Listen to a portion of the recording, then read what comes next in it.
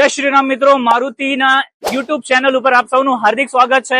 Maruti auto ગેસમાં આજના દિવસમાં આપણી પાસે આવી છે ટાટાની અલ્ટ્રોઝ ની અંદર વાત કરું તો આ જે ગાડીનું મોડલ છે 2022 નું આ ગાડીનું મોડલ છે અને મારુતિ ઓટો ગેસમાં આ ગાડી A1 CNG સક્સેસફુલી ઇન્સ્ટોલ આપણે કરી દીધેલી છે.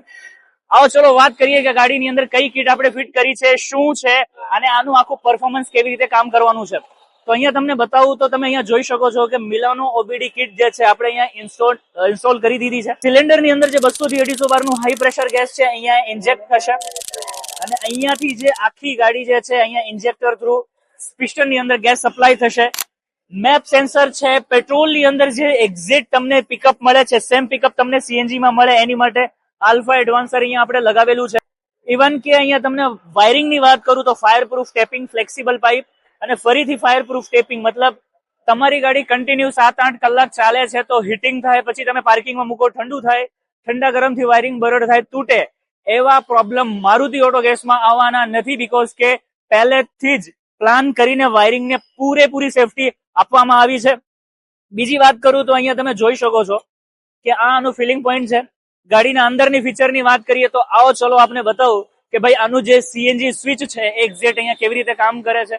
અહીંયા તમે જોઈ શકો છો કે ભાઈ અત્યારે ગાડીની અંદર ટ્યુનિંગ નું કામ ચાલી રહ્યું છે. આ તમે જોઈ શકો છો કે આ સ્વિચ છે, આ જે લાઇટ છે એ સીએનજી નું લેવલ બતાવે છે. ઇવન કે આ જે લાઇટ છે એ છે સીએનજી નું અને અહીંયાથી હું બટન પ્રેસ કરું છું તો આ તમે જોઈ શકો છો જે રેડ લાઇટ બતાવે છે. ઇટ મીન્સ કે તમારી જે ગાડી છે એ પેટ્રોલમાં આવી ચૂકી છે પણ અત્યારે ગાડીનું કામ ચાલુ છે તો આપણે ડિસ્ટર્બ નથી કરતા.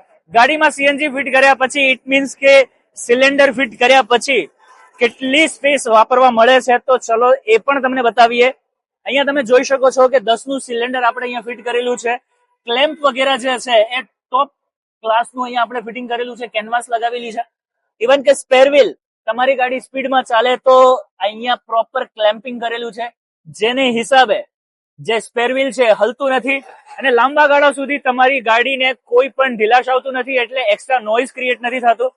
તમારી પાસે પણ ટાટાની ટિયાગો છે, પંચ છે, અલ્ટ્રોઝ છે, ઇવન કે ટાટાની કોઈ પણ મોડલ તમારી પાસે છે, પેટ્રોલમાં છે, ચલાવીને થાકી ગયા છો, વિચારો છો સીએનજી કરાવવા માટે, શું સીએનજી માં સક્સેસફુલ છે, રિઝલ્ટ આવશે, મારે હેરાન તો નહીં થવાનું થશે, તો બધા જ તમારા જે સીએનજી ના પ્રોબ્લેમ છે એનું સોલ્યુશન મારુતિ ઓટો ગેસની ટીમ આપવા માટે રેડી છે. આ વિડીયો જો તમને પસંદ આવ્યો છે તો લાઈક કરો, શેર કરો અને હા અમારા ચેનલને સબસ્ક્રાઇબ કરો. મળીએ વિડીયોમાં, નેક્સ્ટ વિડીયો.